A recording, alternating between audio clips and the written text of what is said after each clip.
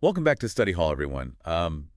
Today we're diving into a pretty significant topic. It's a new executive order, Okay. and it's called Restoring America's Fighting Force. Mm-hmm.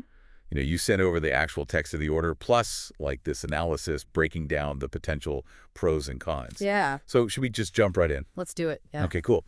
So this order is all about, trying to eliminate preferences based on race or sex in the military. Right. And goes about doing this by basically abolishing any office or program that's related to diversity, equity, and inclusion, DEI, as it's commonly known. Yeah. No, it's a pretty bold approach, and the implications can be really far-reaching. To say the least, yeah. Yeah. What really stood out to me right away was the rationale that's laid out in the order itself. It states that these DEI programs have actually been undermining things like leadership, merit, and unit cohesion. Right. And ultimately impacting like the military's effectiveness. Yeah. Yeah, and it kind of goes so far as to say that these programs are engaging in what it calls invidious race and sex discrimination. Wow. Which, as you can imagine, has sparked quite a bit of debate. Yeah, for sure. For sure. Okay, so before we really get into the potential pros and cons here, Sure. I just want to make sure we're all on the same page. Okay, yeah. Can you kind of just break down like what the order actually means when it refers to things like Yeah. DEI offices and divisive concepts? Of course. Yeah. So when the order says DEI office, it's defining that as any unit that's been set up to influence hiring practices based on race or sex. Okay. It goes beyond simply using like colorblind and sex-neutral processes. Okay. It also includes offices that promote, any sort of differential treatment or special benefits that are based on those same identity markers. Okay, so it seems like the core issue here is this idea that these DEI initiatives might be leading to preferential treatment Right. that is based on race or sex. Yeah. Rather than like a pure focus on merit, which is what the order is saying is essential for a strong military. That's the crux of it, yeah.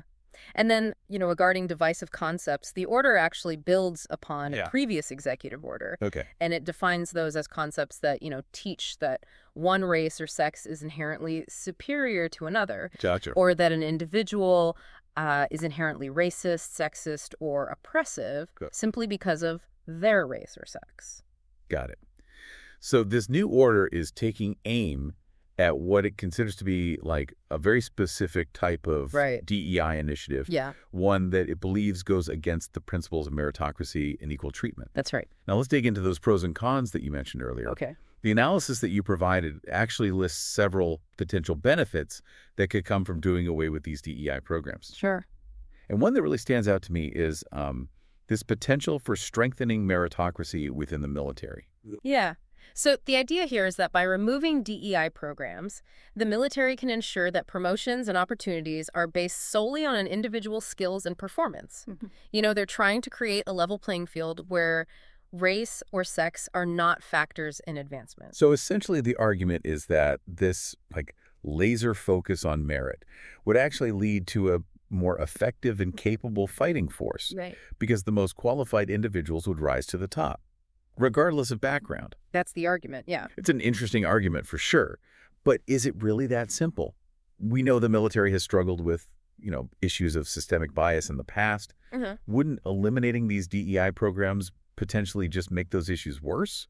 I mean, that's certainly a valid concern, and it's one that, critics of the order have raised. They argue that true meritocracy can only be achieved if you first, acknowledge and address the systemic barriers that actually prevent certain groups from competing on an equal footing. So simply doing away with the DEI programs doesn't magically just level the playing field. I would say no. Yeah. So there's a real tension there, right? Yeah. Between this desire for a purely merit-based system and then this reality that historical inequalities may still be impacting opportunities within the military. Absolutely. And it's a tension that this order doesn't necessarily resolve. Okay, so meritocracy is one potential pro that's highlighted in this analysis. Yeah. What else is kind of on that list? Well, in addition to promoting meritocracy, the analysis also suggests that eliminating DEI programs could actually lead to increased cohesion and readiness within the armed forces. Interesting. How so? Well, the argument is that, D&I programs, by their very nature, can sometimes create divisions within the ranks, right? Okay. Because they're focusing on differences rather than Mhm. shared goals.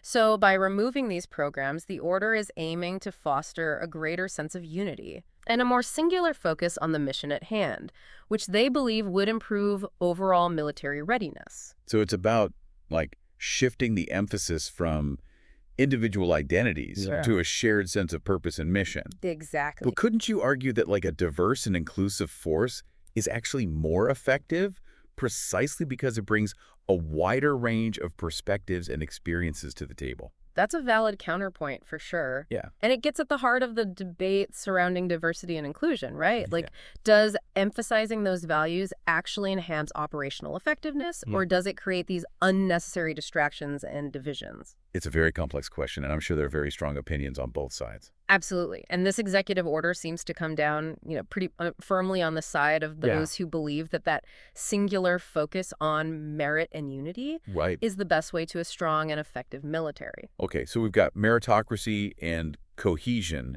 as potential benefits. Yeah. What else does this analysis highlight? Well, the analysis also points to the argument that this order is more in line with constitutional principles of equal treatment. Right, so the idea that no individual should be, like, advantaged or disadvantaged based on their race or sex. Exactly.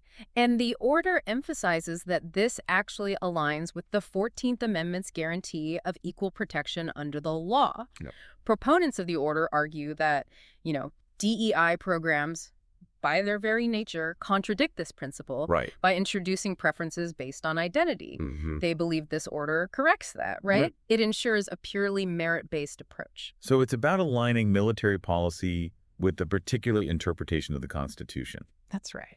But, of course, legal scholars could have different opinions on whether these DEI programs actually violate the 14th Amendment or not. You're absolutely right. And it's very likely that this aspect of the order will face legal challenges as its implementation moves forward. All right, so we've got meritocracy, we've got cohesion, and we've got constitutional alignment as potential pros. What else is on that list? Well, then there's the argument about streamlining bureaucracy. Oh.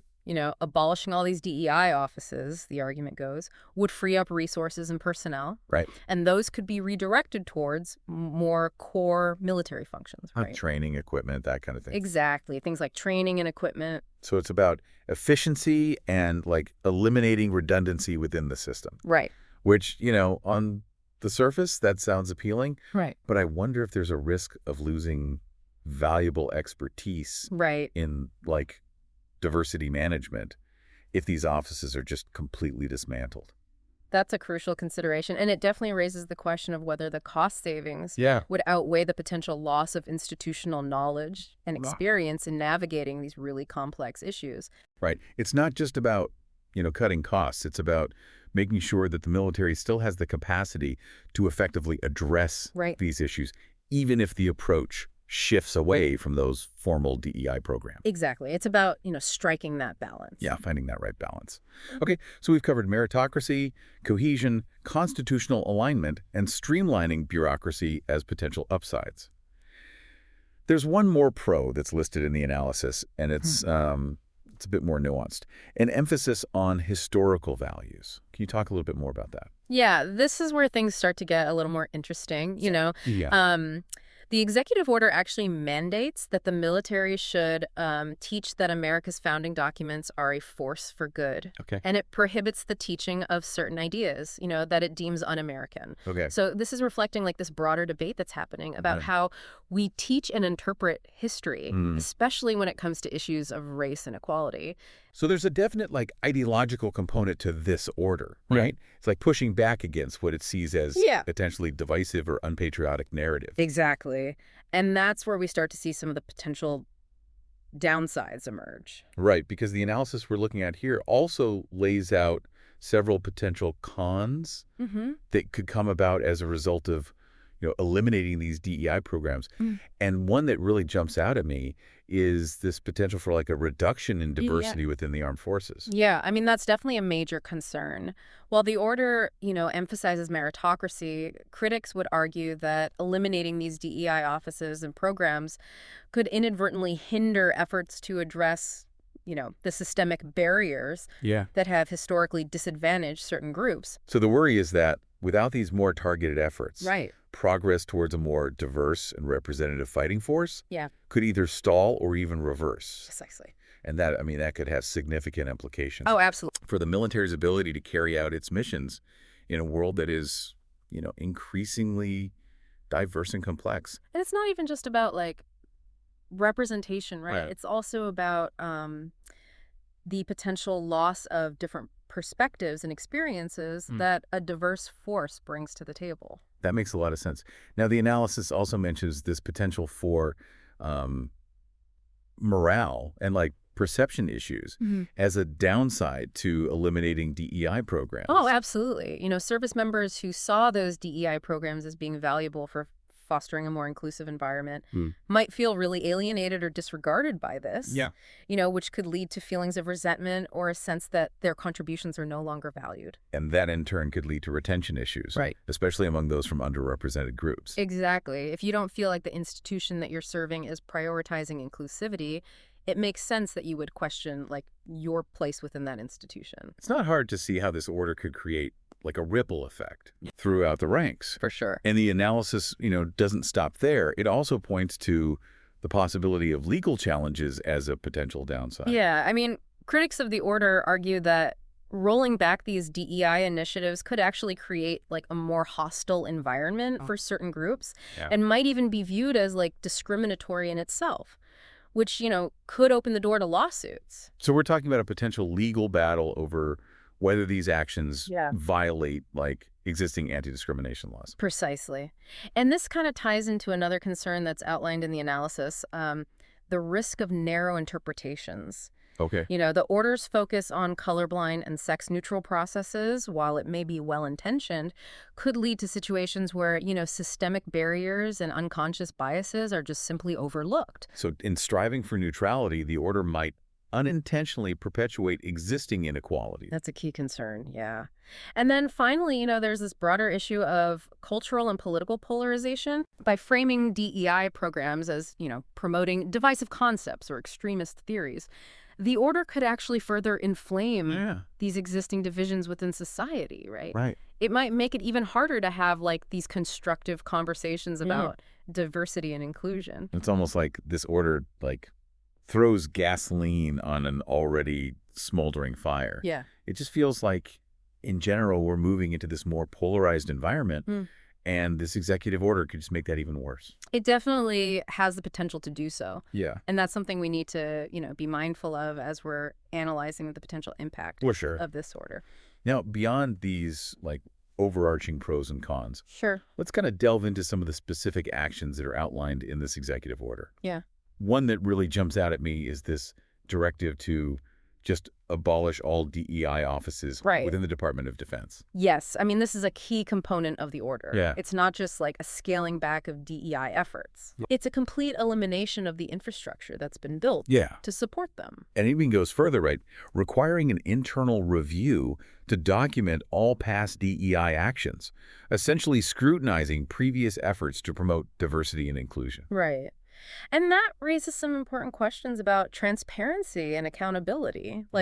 What message is this actually sending to those who have been involved in, DEI work within the military? Right. How is this going to impact future efforts to address these issues of inequality, even if they take a different form? It definitely creates a chilling effect, doesn't it? Yeah, I think so. If you're someone who's been working in this space, you might be hesitant to continue doing so just for fear of being, scrutinized or reprimanded. Right. And then there's also this prohibition on teaching certain, un-American theories, which kind of goes hand in hand with this requirement to review the curriculum at military academies. Yeah, this aspect of the order is, particularly concerning because it delves into the realm of academic freedom, right? Right. And it potentially limits like open dialogue on Yeah. complex historical and societal issues. Yeah. Like who even gets to decide what's considered un-American, right? Right.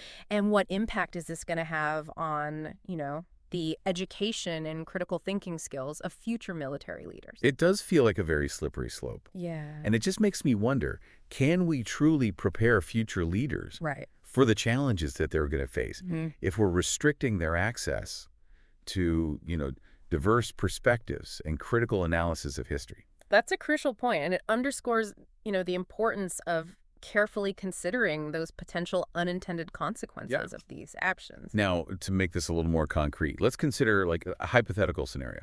Okay. Imagine this highly qualified candidate, right? Yeah. Who's from an underrepresented group, and they are interested in joining the military. Yeah. But now that all these DEI programs have been dismantled, Right. they feel discouraged. They sense that, the environment might not be as welcoming or supportive as it once was. Mm-hmm. How do you think this scenario might impact the military's ability to attract and retain that top talent from diverse backgrounds? Yeah.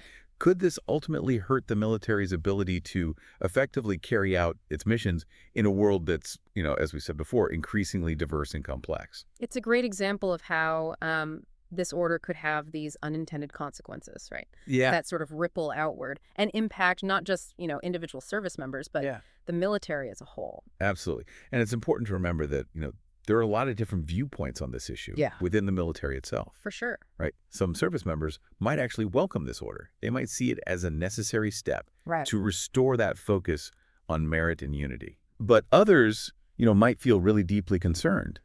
They might view this as a setback for progress on diversity and inclusion. Exactly. This order doesn't exist in like a vacuum, right? Yeah. It reflects these broader societal debates that are happening about fairness, equality, and even the role of identity in institutions like the military. Right. And it's essential to engage with those different perspectives in a thoughtful way. Yeah. Even if we don't necessarily agree with them personally. I agree. Right. It's about understanding, like, the full range of experiences and perspectives that exist within the military, and then how this order might impact those different groups in varying ways. I couldn't agree more. And I think, it's also crucial for us to recognize that there are often like very deeply held values on all sides of this issue. For sure. Which, is what makes it so challenging to navigate. Well said. So as we sort of grapple with the potential ramifications of this executive order, we have to consider all these different factors. The legal factors, the cultural factors, the operational, and even the ethical. It feels like we've just, barely scratched the surface here. You definitely have, yeah. Of like a really complex issue. I think, that's the nature of these deep dives, right? It's about encouraging critical thinking and thoughtful engagement. Right. Especially when there aren't like easy answers. Absolutely. So to recap what we've talked about today, we have this executive order. Yeah. And it's aimed at, restoring America's fighting force by getting rid of any preferences that are based on race or sex. Right. So the order says that they have to abolish all those DEI offices and programs, conduct a review of, past DEI actions, prohibit the teaching of certain concepts that they've deemed un-American. Right. And, really emphasize a return to meritocracy and those like colorblind and sex-neutral processes. And we really unpacked the arguments both for and against that whole approach. We did, yeah. We started with those potential benefits. Yeah. Things like, a purer meritocracy, increased unit cohesion, and even like a closer alignment with certain interpretations of constitutional principles. Right. But then we also went into those significant concerns about this approach, right? Yeah. The potential negative impacts on diversity, morale, the chance of legal challenges, and even that risk of further cultural and political polarization. Yeah, absolutely. It's definitely a lot to think about. And I think it really highlights just how intertwined all these issues are, right? Diversity, inclusion, and meritocracy. They are, yeah. Particularly within institutions like the military. Yeah. I think it raises that fundamental question. How can we ensure fairness and equal opportunity for everyone while also maintaining a cohesive and effective fighting force? That's the million-dollar question, isn't it? And this executive order is trying to provide like one answer. Yeah. But as we've discussed, it comes with its own complexities and potential downsides. For sure. It's definitely not a simple, fix, and this is a debate that will probably continue for a while. I think you're absolutely right about that. So for all of our fellow deep divers out there listening, Yeah. we want to know what you think about this. Based on everything that we've talked about today, how do you believe that the military can best balance, fairness, inclusion, and operational effectiveness? Right. It's definitely a tough challenge. It demands, careful thought, open dialogue, and a willingness to grapple with these really difficult questions. Couldn't agree more. Well, a huge thank you to you for sharing all your amazing insights with us today. Oh, always my pleasure. And to all of you listeners, as always, keep those minds churning, stay curious, and we will see all of you on our next deep dive.